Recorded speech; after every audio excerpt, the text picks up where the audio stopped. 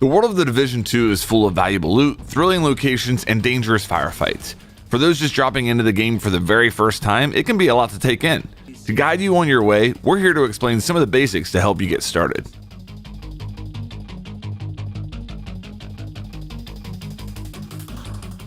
The Division 2 is a third-person cover-based shooter with the emphasis here being on cover. Prompts appear when you are near or in cover, allowing you to navigate firefights to keep your agent safe or give them a leg up in the fight. While in cover, you'll have two options to fight back. First, you can choose to peek out and aim your weapon to dispatch your enemies. However, this will expose you to any incoming fire. The safer but less accurate option is to blind fire. Blind firing over a wall will keep you safe, but you'll be much less accurate than if you were to peek out. Skills can also be used to fortify your location and provide additional support. Having a keen eye will pay off if you find yourself in a firefight on your adventure. Enemies often have weak points that will allow you to gain the tactical advantage in a fight. Not every enemy has the same weak point, so keep your eye out for tanks, bright spots, exposed and volatile munitions, and other visual indicators that you can take advantage of. As you gain experience fighting different enemies, you'll likely find it much easier to identify these points and win the fight.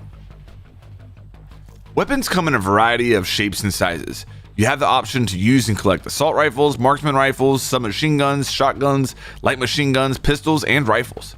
Each have their own behavior, strengths, and weaknesses, so experiment to find which one is right for you.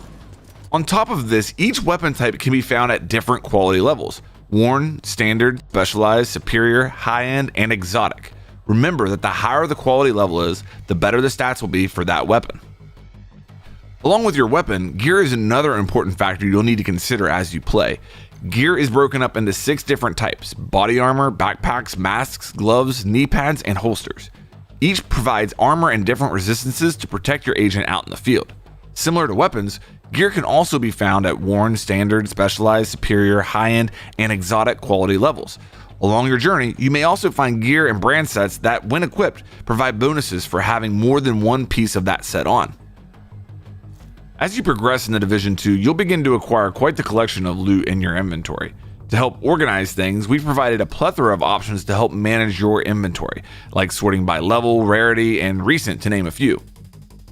You also have the option to compare your loot to help you make the right upgrades to your agent. Finally, you can mark the loot as either junk or a favorite.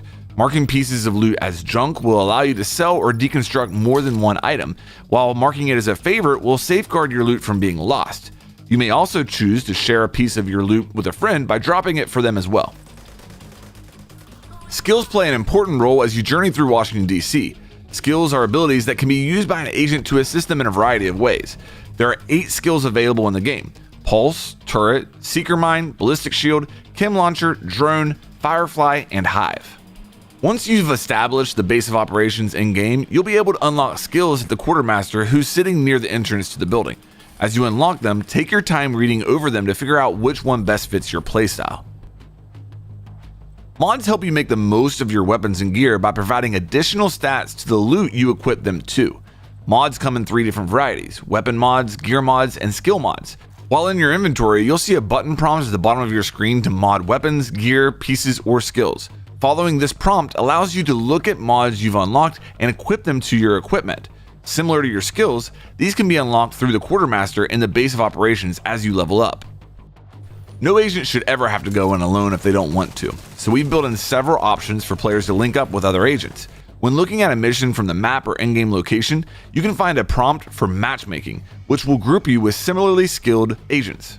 Should you go in alone and run into trouble, you can ask other agents to join by sending a call for backup from the map, your desk screen, or the group management menu. The group management menu is particularly important as it will be your gateway to invite or join others. While this is all meant to get you started on your journey, it's only the tip of the iceberg. As you level up and progress, you will access additional activities like the Dark Zone, manhunts, and raids. You may also want to build your collection of gear and start your hunt for the game's exotic loot. Further down the road, you will unlock specializations at level 30 that allow you to further progress and upgrade your agent. Finally, you can also choose to continue your journey through the story of the Division 2 with the Warlords of New York expansion, which offers new skills, loot, and missions taking you back to the streets of New York. Now you're ready to start in the Division 2 and begin taking back Washington, D.C. If you find yourself lost or confused, we recommend joining the official Division Discord server.